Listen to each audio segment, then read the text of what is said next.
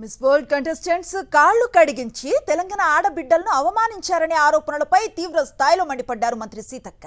BRS కేవలం రాజకీయ కారణాలతోనే ఆరోపణలు చేస్తుందన్నారు. బీఆర్ఎస్ ప్రభుత్వం ఉంటే మిస్ వరల్డ్ అందగత్తెలతో తిరిగే ఛాన్స్ ఉండేదని, ఇప్పుడు అవకాశం లేదని బీఆర్ఎస్ నేతలు ఆరోపణలు చేస్తున్నారని అన్నారు.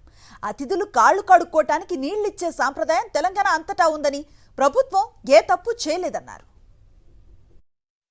అసలు టీఆర్ఎస్ వాళ్ళు కళ్ళల్లో నిప్పులు పోసుకుంటున్నారు. పాపం కేటీఆర్ అనుకున్నాడు ఈ వంకలు ఆ వంకలతో పాటు ఈ ప్రపంచ సుందరి పోటీలు కూడా నా హయాంలో జరిగితే బాగుండు, వాళ్ళతో రాసుకొని పూసుకొని తిరగడానికి అని అనుకున్నట్టుంది.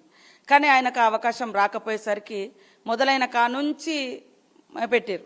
ఇది ప్రపంచమంతా జరుగుతుంది, ఏదో ఒక దేశంలో ఏదో ఒక ప్రాంతంలో జరుగుతుంది. ఈసారి తెలంగాణకు ఒక అవకాశం వచ్చింది.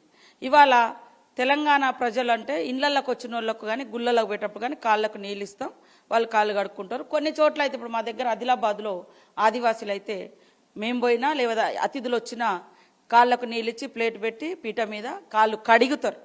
ఇది అక్కడ ఒక సాంప్రదాయం. కానీ మా ప్రాంతాలలో మనము ఇవాళ కాళ్ళకు నీళ్ళు ఇచ్చి గుళ్ళకు పోయినా ఎక్కడ పోయినా కడుక్కుంటారు. అక్కడ 33 మంది కంటెస్టెంట్స్ వచ్చారు. 33 మందిలో ఒక ఈవెంట్ మేనేజ్మెంట్ నుంచి వచ్చినటువంటి ఒక్క అమ్మాయే ఆ అత్యుత్సాహాన్ని ప్రదర్శించింది.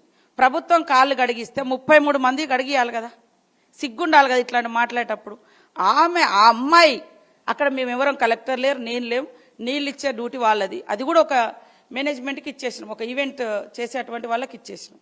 అందులో ఒక అమ్మాయి ఆమె ఎందుకు చేసిందో తెలియదు, ఒక్కరు దాన్ని మొత్తము తెలంగాణ కాళ్ళు గడిగిచ్చిర్రు. అసలు తెలంగాణ పేరు ఎత్తడానికి నైతిక అర్హత ఉందానే? అధికారం కోసం మీరు తెలంగాణ పేరునే తీసుకొని భారత రాష్ట్ర సమితి అని పెట్టుకున్నారు.